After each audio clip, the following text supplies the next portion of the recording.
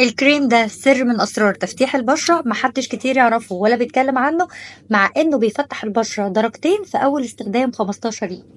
ده كريم طبي علاجي موجود في كل الصيدليات، بيوحد لون البشرة، بيعالج تصبغات البشرة، وبيعالج كمان آثار الحب. المكونات بتاعته كلها بتشتغل على التفتيح، وكمان بيساعد معانا في علاج الخطوط التعبيرية اللي بتظهر في البشرة، ومقاوم لعلامات تقدم العمر. جواه ريتينول اللي معروف طبعا قد ايه هو بيساعد في علاج الخطوط التعبيرية، وكمان بيساعد في علاج التصبغات وتفتيح البشرة.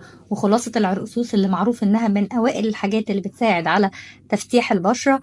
وكمان خلاصة العنب اللي جواها مادة الألفا أربيوتين اللي بتساعد على تفتيح البشرة، ومضاد قوي جدا للأكسدة. فيتامين سي كمان اللي بيساعد على تفتيح البشرة وبيحفز إنتاج الكولاجين وبيدي نضارة. وبروتين الصويا والتيتانيوم أوكسايد اللي بيساعد على تحسين ملمس الجلد، وبيساعد على علاج الخطوط، وكمان مضاد أكسدة. أنا هنا بكلمكم عن رومكس، وده من أفضل الكريمات اللي بتفتح البشرة درجتين خلال 15 يوم. من أحسن الحاجات اللي تستخدميها لو أنت محتاجة تفتحي بشرتك بعد المصيف، اتعرضتي للشمس، أو عندك تصبغات في بشرتك وآثار حبوب. رقم واحد في التفتيح هو الكريم ده، وبجد نتايجه تحفة.